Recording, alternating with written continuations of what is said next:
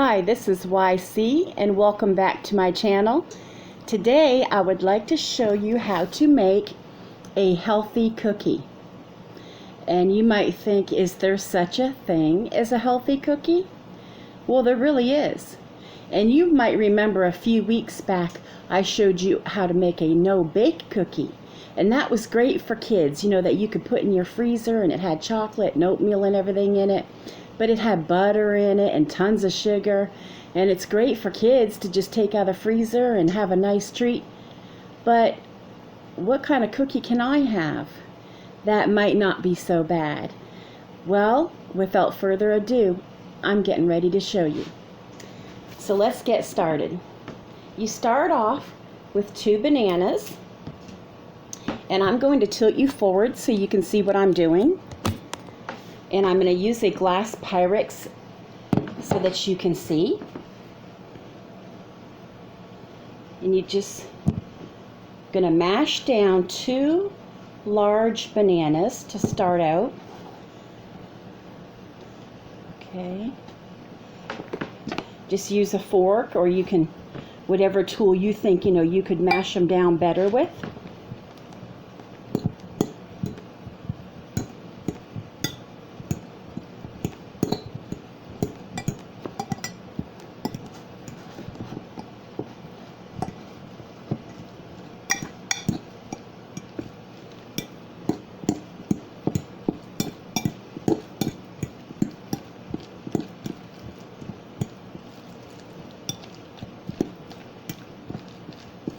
You see how easy they mash, you know that.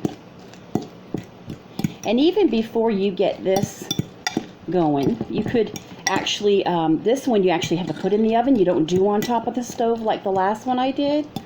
This one you're going to preheat your oven to 350 degrees. And also for this cookie, you want to use parchment paper. And I purchased parchment paper this week at Walmart for $2.67, just in case you're wondering how much parchment costs.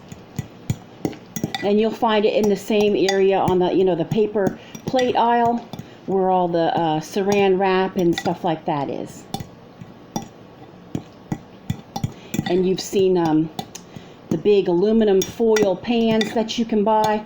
They're on the same, parchment paper is on the same aisle as that at Walmart. And sometimes you can find parchment paper at Aldi, but usually at mine I just see it around the holidays. Okay, you can see how quick that I was able to mash that up. Now I'm just basically stirring it to cream these 2 large bananas.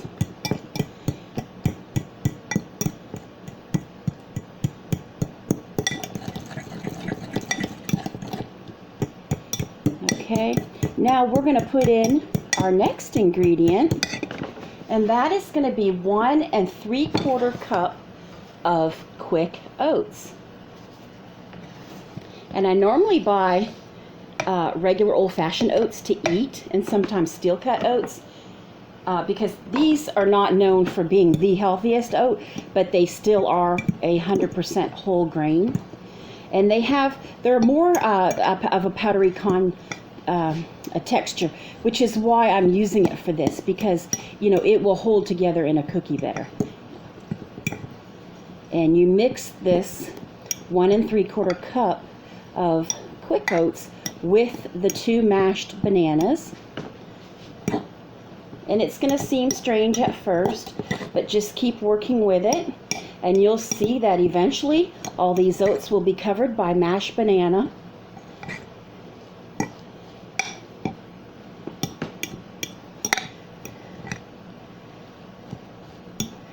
You can already see it coming together.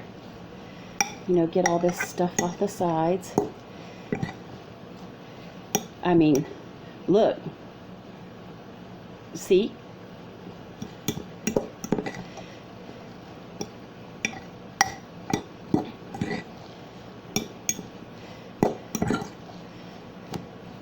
And that's basically all you have to do. Now, we're going to put in something here. You got your banana that holds all this together. You got your whole grain oat, which isn't bad. And now you're going to use dark morsels, dark chocolate morsels, and it's a half a cup, and you're just going to drop that in and stir it in. And just so you know what I've used, I used 53% cocoa dark chocolate Nestle Toll House, just so you know what I have used. And if you can get a higher percent cocoa, that's even better. Or if you're on a vegan diet, you can buy vegan chocolate. And you can do the same recipe and it will be a vegan cookie. And if you're thinking, well, gee, you know, I've got oats and I've got bananas, but I don't have any dark chocolate chips in the house. Well, don't go running out, don't go racing out. Use some peanut butter. That will flavor your cookie. That will make it nice and sweet. Also, if you find that they're not sweet enough to your liking, you can add a little bit of honey because it's easier for your body to digest than sugar.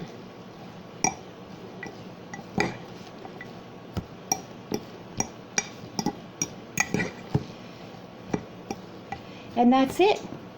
It's done. So you just have 2 bananas, 1 3/4 cup of quick oats, and a half a cup of dark morsels. And that's it. Easy peasy. And you're going to get a big pan, and they make about 15. Okay, so you want a big pan with parchment paper. You can see the parchment. And you just make like little dollops like this, and you press it down. Just like that.